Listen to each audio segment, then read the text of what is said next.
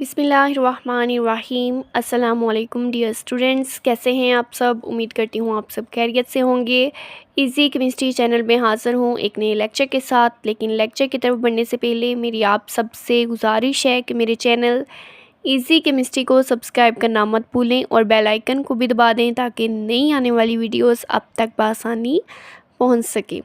तो चलिए स्टूडेंट, आज के लेक्चर का आगाज़ करते हैं। हमारे पास है जी सेकेंड ईयर की केमिस्ट्री, जिसका चैप्टर नंबर 7 है। ठीक है, और टॉपिक है हमारा आज का रिफॉर्मिंग का। ठीक है, ये हमारे पास इम्पोर्टेंट लॉन्ग क्वेश्चन के तौर पे भी है और हमारे पास जो है ये शॉर्ट क्वेश्चन के तौर पे भी इम्पोर्टेंट है। ठीक है, इसमें से लॉन्ग क्वेश्चन भी बन जाते हैं और शॉर्ट क्वेश्चन भी।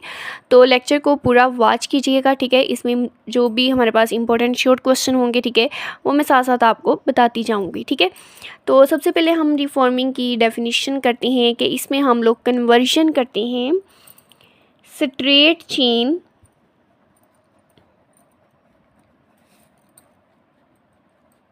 हाइड्रोकार्बन्स को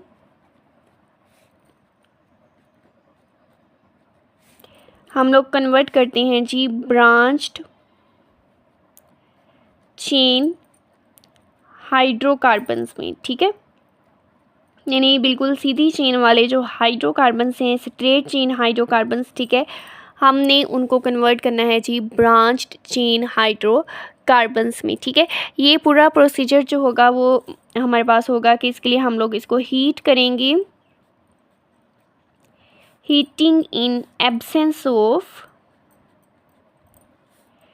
एयर, यानी हवा की गैर मौजूदगी में आपने इसको हीट अप करना है। ठीक है, और इसके अलावा इसमें हमारे पास प्रेजेंस होती है किसी भी कैटलिस्ट की, प्रेजेंस ऑफ कैटलिस्ट। ठीक है, कि इसमें कैटलिस्ट आपने यूज़ करना है, कैटलिस्ट की मौजूदगी में रिएक्शन होगा। ठीक है, और हमारे पास जो है एयर की गैर मौजूदगी में ये वाला रिएक्शन होगा। ठीक है, तो ये हमारे पास पूरी डेफिनेशन है इसकी। कि डेफिनेशन क्या है कि जिसमें हम लोग स्ट्रेट चेन हाइड्रोकार्बन्स को ब्रांच्ड चेन हाइड्रोकार्बन्स में कन्वर्ट करते हैं, जिसके लिए आप हीट अप करते हैं इन एब्सेंस ऑफ एयर, हवा की गैर मौजूदगी में। ठीक है, और इन प्रेजेंस ऑफ कैटलिस्ट, लेकिन किसी भी कैटलिस्ट की मौजूदगी में। ठीक है, तो इसको हम लोग नाम देते हैं जी रिफॉर्मिंग का। ठीक है, दरअसल जो है हम लोग नेक्स्ट पहले इसकी एग्जाम्पल की बात करते हैं।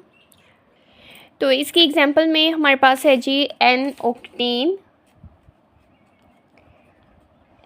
ऑक्टेन को हम लोगों ने कन्वर्ट करना है जी 2,2,4 ट्राईमिथाइल पेंटेन में, 2,2,4 ट्राईमिथाइल पेंटेन में कन्वर्ट करना है। ठीक है, तो एन ऑक्टेन हम लोग जानते हैं कि जिसमें हमारे पास जो है वो टोटल 8 कार्बन एटम्स होते हैं। ठीक है, तो सबसे पहले हम इसकी स्ट्रक्चर बनाते हैं। ठीक है, कि CH3 है आपके पास, इधर CH2 हम लोग राइट कर देते हैं जी 6 हैं। ठीक है, और इधर हमारे पास CH3, ये हमारे पास क्या बन गया एन ऑक्टेन। अगर देखा जाए तो ये हमारे पास स्ट्रेट चेन है। ठीक है, ये बिल्कुल सीधी ब्रांच है इसकी बनी हुई। ठीक है, इसके लिए हम लोगों ने क्या करना है, इसको हीट अप करना है। हमने इसकी डेफिनेशन में पढ़ा था इन एब्सेंस ऑफ एयर। ठीक है, और किसी भी कैटलिस्ट की मौजूदगी में रिएक्शन करवाना है। ठीक है, तो इसके नतीजे में हमारे पास बनता है CH3। इसके अलावा यहाँ पे हमारे पास इनकी 2 ब्रांचेस बन रही हैं। ठीक है, नेक्स्ट हमारे पास है जी CH2, यहाँ पे एक और ब्रांच है जिसमें हमारे पास CH3 बनता है, CH और CH3। अब ये देखें कि ये हमारे पास बिल्कुल एक स्ट्रेट चेन थी, आपने उस स्ट्रेट चेन को किस में कन्वर्ट कर दिया है, ब्रांच चेन में। ठीक है, तो इसको हम लोग जो है इस पूरे प्रोसीजर को नाम देते हैं जी रिफॉर्मिंग का, जिसमें हम स्ट्रेट चेन को कन्वर्ट कर देते हैं ब्रांच चेन में। ठीक है, अब इसको हम 2,2,4 ट्राईमिथाइल पेंटेन कैसे कहते हैं। देखिए 2 पोजीशन पे 2 मिथाइल ग्रुप है, तो इस वजह से हमने इसकी पोजीशन 2 बार लेनी है, 2,2, और ये 4 पोजीशन पे एक और मिथाइल ग्रुप है, तो हमने क्या नाम दिया 2,2,4। कितने पेंटेन हैं, 3, सॉरी कितने मिथाइल ग्रुप हैं, 3, तो हमने नाम दिया जी ट्राईमिथाइल, और पूरा हमारे पास 5 कार्बन एटम पर मुश्तमिल है, तो पेंटेन। ठीक है, तो ये हमारे पास एग्जाम्पल हो गई रिफॉर्मिंग की, ठीक है। दरअसल क्या है कि हमारे पास जो पेट्रोलियम से हम हासिल करते हैं गैसोलीन को, ठीक है, ये हमने पिछले लेक्चर में पढ़ा था कि पेट्रोलियम से गैसोलीन हासिल होती है, लेकिन ये जो गैसोलीन होती है ये अच्छी क्वालिटी की नहीं होती। इसकी क्वालिटी हमारे पास क्या है, अच्छी नहीं होती, ठीक है। तो इस वजह से हम लोग जो है अब रिफॉर्मिंग के बारे में पढ़ने हैं, ठीक है। उसकी नेक्स्ट हम लोगों ने जो है एक और हमारे पास शॉर्ट क्वेश्चन इम्पोर्टेंट है, ठीक है। नेक्स्ट हमारे पास डेफिनेशन है जी नोकिंग की, और नोकिंग भी हमारे पास जो है शॉर्ट क्वेश्चन में इम्पोर्टेंट है, ठीक है। नोकिंग की डेफिनेशन हमारे पास इम्पोर्टेंट है। इसकी हम डेफिनेशन करते हैं कि शार्प मेटेलिक साउंड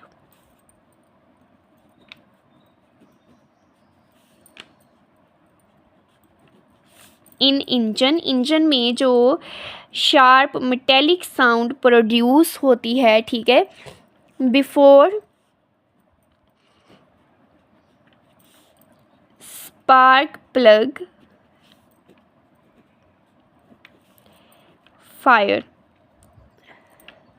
अब क्या होता है कि ऑटोमोबाइल इंजन में कंबस्शन जो है वो शुरू होती है, लेकिन कंबस्शन के शुरू होने पे हमारे पास जो है इंजन में एक ख़ास तरह की मेटेलिक साउंड प्रोड्यूस होती है, जिसे हम लोग नाम देते हैं नोकिंग का, ठीक है। ये जो नोकिंग होती है ये रिड्यूस कर देती है, कम कर देती है एफिशिएंसी ऑफ इंजन को, ठीक है। इंजन की एफिशिएंसी को ये क्या कर देती है, कम कर देती है, ठीक है। यानी ये शार्प मेटेलिक साउंड एक खास तरह की ये जो आवाज़ होती है, ठीक है, ये जैसे ही हम लोग ऑटोमोबाइल इंजन में कंबस्शन इनिशिएट होती है, ठीक है, तो ये प्रोड्यूस होना शुरू हो जाती है, ठीक है। और ये जो हमारे पास इसको हम नाम देते हैं नोकिंग का, ठीक है, और इससे इंजन की एफिशिएंसी क्या हो जाती है, कम हो जाती है, ठीक है। तो ये हमारे पास शॉर्ट क्वेश्चन इंपॉर्टेंट है। तो हम लोग क्या करते हैं कि फ्यूल की क्वालिटी को चेक करते हैं ऑक्टेन नंबर से। ऑक्टेन नंबर से हम लोग चेक करते हैं फ्यूल की क्वालिटी के, जो फ्यूल आप कंबस्शन इंजन में यूज़ कर रहे हैं, ठीक है, उसकी क्वालिटी कितनी है, इसे हम लोगों ने चेक करनी है जी, क्वालिटी ऑफ फ्यूल, ठीक है। तो हमारे पास दरअसल क्या होता है कि जो स्ट्रेट चेन हाइड्रोकार्बन्स होते हैं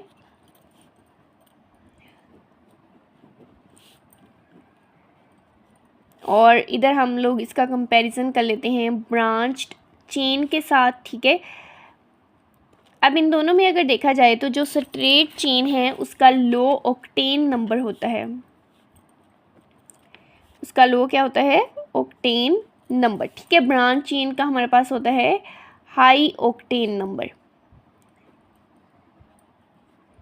हाई ऑक्टेन नंबर, ठीक है। लो ऑक्टेन नंबर होने का मतलब होता है कि वो फ्यूल आपका पुअर है, ठीक है, आपका फ्यूल क्या है, पुअर है, इतना अच्छा नहीं है। और हाई ऑक्टेन नंबर का मतलब होता है कि आपका फ्यूल जो है वो गुड क्वालिटी है, ठीक है, अच्छा फ्यूल है आपका, ठीक है। तो जैसे कि हमने इसमें एग्जांपल ली थी एन ऑक्टेन की, तो एन ऑक्टेन का हम ऑक्टेन नंबर देते हैं 0, ठीक है।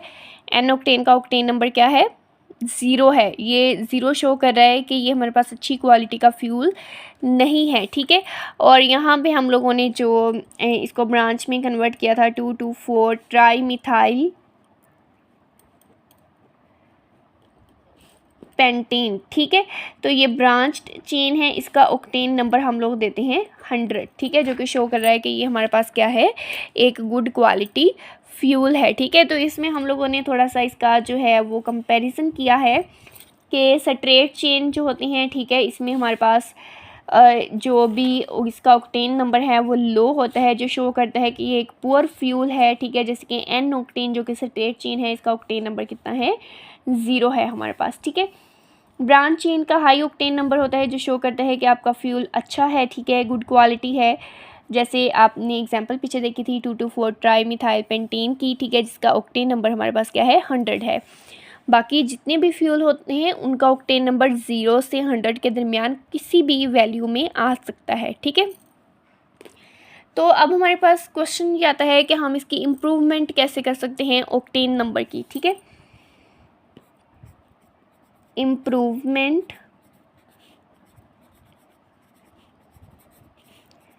ऑफ ऑक्टेन नंबर, ठीक है, कि ऑक्टेन नंबर की हम इम्प्रूवमेंट कैसे कर सकते हैं। ये भी शॉर्ट क्वेश्चन में इम्पोर्टेंट है कि ऑक्टेन नंबर को कैसे इम्प्रूव किया जाता है, ठीक है। इसके 2 मेथड्स होते हैं। सबसे पहला हमारे पास होता है जी रिफॉर्मिंग,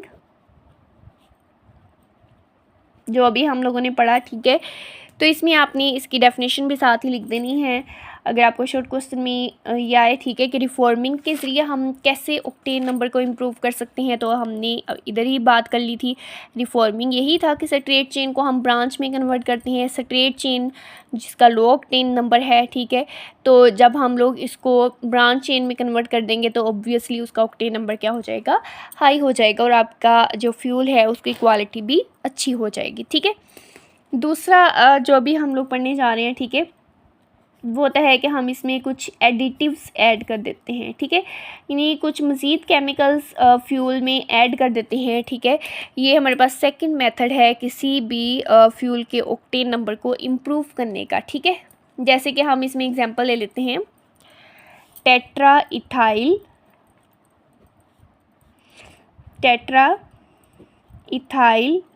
लेड का, ठीक है। टेट्रा इथाइल लेड होता है। टेट्रा का मतलब होता है जी 4, इथाइल ग्रुप हम जानते हैं C2H5 होता है, और लेड होता है Pb, यानी हम इसको ऐसे राइट करेंगे टेट्रा इथाइल लेड, ठीक है। इसको हम किसी भी फ्यूल में ऐड कर देते हैं, ये एडिटिव्स के तौर पे होगा। इसको क्यों ऐड कर रहे हैं, इसके ऑक्टेन नंबर को इम्प्रूव करने के लिए, ठीक है। ये हमारे पास होता है जी एक एफिशिएंट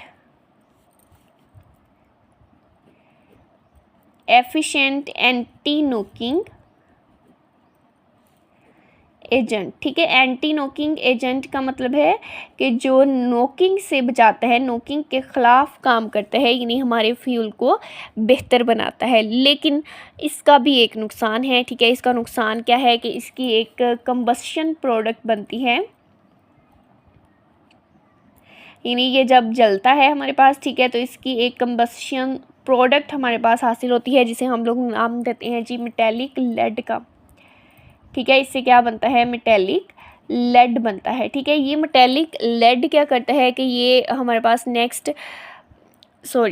ये लेड ऑक्साइड पहले बनेगा, ठीक है, कंबस्शन से पहले बनेगा जी लेड ऑक्साइड, जिसकी नेक्स्ट हमारे पास होगी रिडक्शन, और रिडक्शन के नतीजे में हमारे पास बनेगा मेटेलिक लेड।